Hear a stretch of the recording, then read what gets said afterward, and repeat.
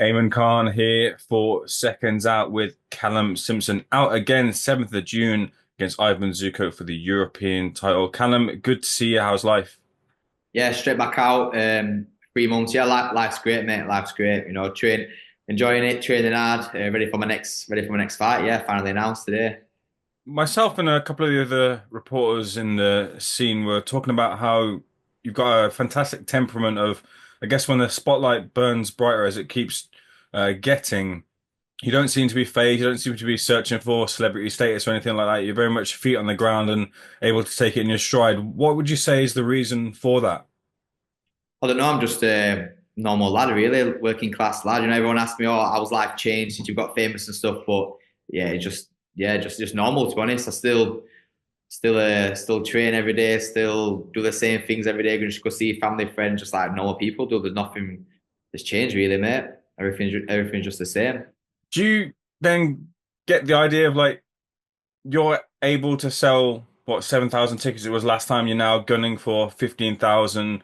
The idea of like I guess you're not taking in that celebrity status, but people still want to come see you and still support you. Do you I know you appreciate it, but do you I guess kind of I guess understand how much of a big deal it is for someone from the area to be supported so greatly?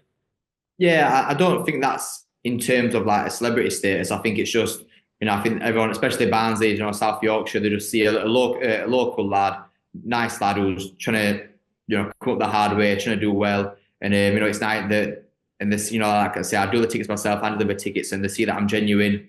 And yeah, try and give my time to everybody. And yeah, I think they just see that and then that resonates with them and they want to get behind me, they want to support me. And obviously they know that I'm a proud Barnsley lad, proud Yorkshireman. So I think that makes them proud as well. And, yeah, but it's something for them to get behind and support. In terms of the plan for the year, was the European title something that you'd put down as your target?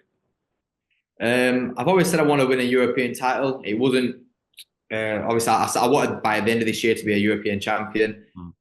It wasn't thought of for it to be at Oakwell. It wasn't until like 2 or 3 weeks ago that I got made mandatory. I don't know how we're going to be fighting at Oakwell. I knew we were fighting at Oakwell 7th of June, but we didn't have an opponent ready. And then obviously I got made mandatory for the European, and yeah, took it with open arms. Perfect timing.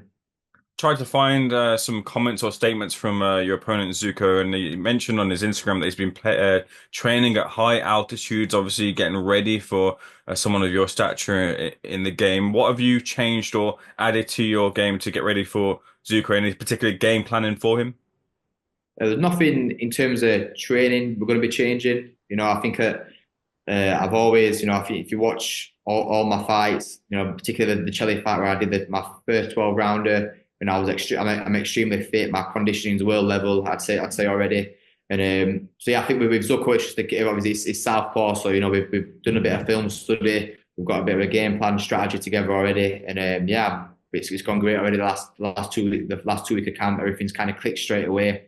And so that's the only thing we've changed really. Just I'm fighting a southpaw, so little things in terms of the drills we're doing and things we're doing in sparring are going to be a little bit different. But other than that, it's still going to train as hard as always. There's a thing in, I don't know if you're a wrestling fan, but there's this thing in wrestling where if you're a big star or you're a star of a level, when you have a match against another one in wrestling who's not as big, you can kind of make them into someone or make them an opportunity. And you did that with Elvis Holger in a way. I think he's got another opportunity. Glad to see Elvis get another run out as well. Yeah, listen, that was all him. That was not to do with me. That was him and his character that shone through on fight week. So yeah, well done to him and fair play. He's got another opportunity straight away. He's more active than me. But yeah, fair play to him. It's going to be. I'm looking forward to getting to that show and watching him against Tyler Dennis. Should be a good fight. Do you feel a sense of weight? Not, I don't want to say pressure, but I think you're fast becoming one of the faces, if not already, of boxing. Ben Shalom and the team has put a lot of pressure on you. Then to return that in kind with success, titles, big nights, big fight nights, big occasions. Do you feel the weight of that at all? Not really, not really. Like I said, I've redlined twice now on Boxer, and they're giving me the opportunities, and I keep on delivering on fight night, putting on good performances. Racking up the wins, getting the fan base behind me. So yeah, I wouldn't say there's any pressure really. Who would you want to be that kind of opposite, that dance partner for yourself in that big fight? I've seen you talk about Ben Whitaker in the past. I've seen you mention Hamza Shiraz's name in the past. Is there a name that you're gunning for by the end of the year, the starter next year that you want? By the end of this year, we probably will be looking at Hamza Shiraz. If he's moving up to his my weight, moving up to super middle, he fought at fringe world level, a middleweight, come unstuck. But like I said, I'm the man at super middleweight in Britain, and if he's moving up to my weight, I'm sure he's gonna want to be the man as well. So I'm the man he's gonna have to beat if he wants to prove that. And obviously by the end of the year, I'll be the man in Europe as well.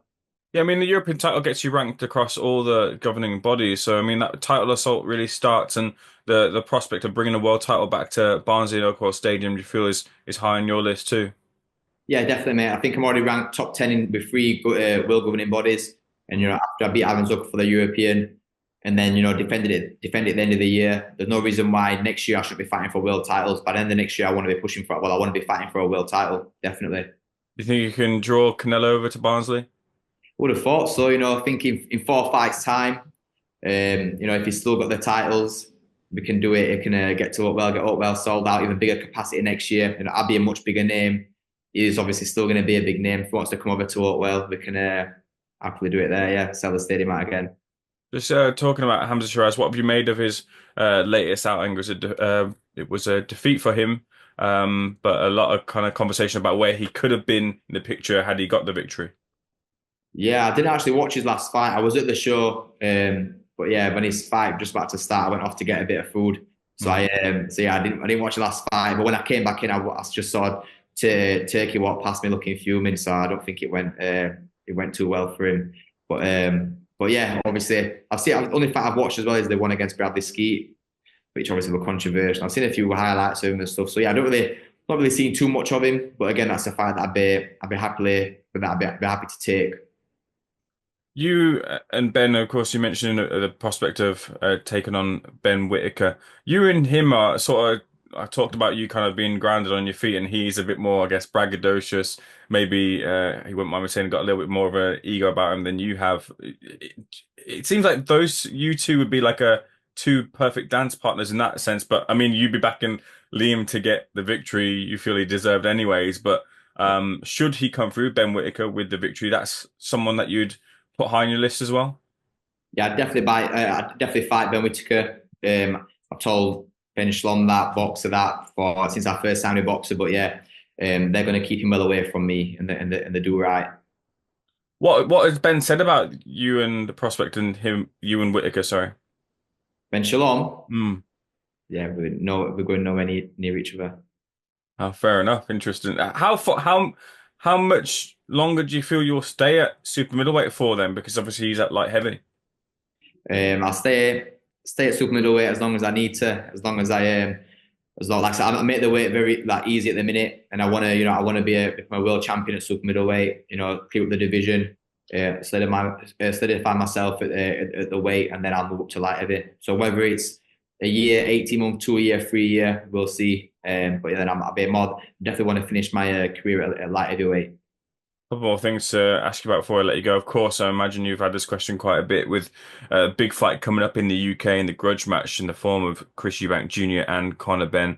I wonder where you feel I wonder who you feel will get their hand raised at the final bell.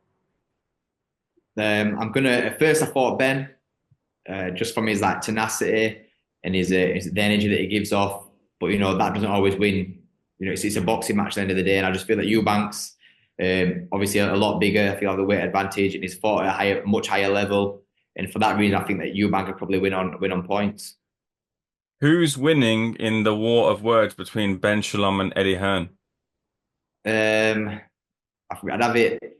I don't think. I think Ben Shalom's a lot more reserved in terms of what he says. I think Eddie's. I don't know. I think recently has come across a little bit, almost like he's trying to bully him a little bit. I don't know. I'm not sure. But I think you can see when they're both towards the end of certain interviews, you can see they both get along, and they are just joking about stuff. But yeah, I'd definitely have it. I'd have the war between Eddie and Ben. I'd probably have it a 10-10 round. You got to pick a winner, surely. Come on. It's a 10-10 round, mate. We'll see next time they're doing it. Next time, I'll let you know after the next press conference. We'll see. Okay, looking forward to that. And just talking about Eubank Jr. and Ben a little bit more, just about that big talking point is the rehydration clause. Just in terms of yourself as a fighter and hydrating, how do you feel that might affect Eubank Jr. in the fight? I don't think it'll affect him, to be honest, mate. I know they're making a massive deal about it. Is it £12 they've got? £10. Yeah, £10. Yeah, so I think the weigh-in's at like nine. What time is it in the morning? They've got to weigh in it. It's I'm pretty sure it's no later than 10 a.m. It might be earlier. Yeah, so if, whether it's 10 a.m. or 9, 8 a.m., Yeah. you put £10 on by 8 a.m. and then he can put another £10 on in the time between. He's not going to be fighting till 11 o'clock at night about that time. So he's still got another 12 hours to put more weight on. So yeah, I think they're just making a big deal about it when it doesn't really have to be a big deal.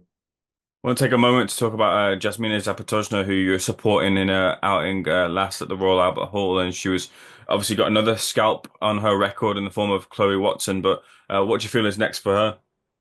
I think she's going to defend a European title. Hopefully, she can defend it on my undercard at Oakwell. It'd be a great, we have two European champions in the gym.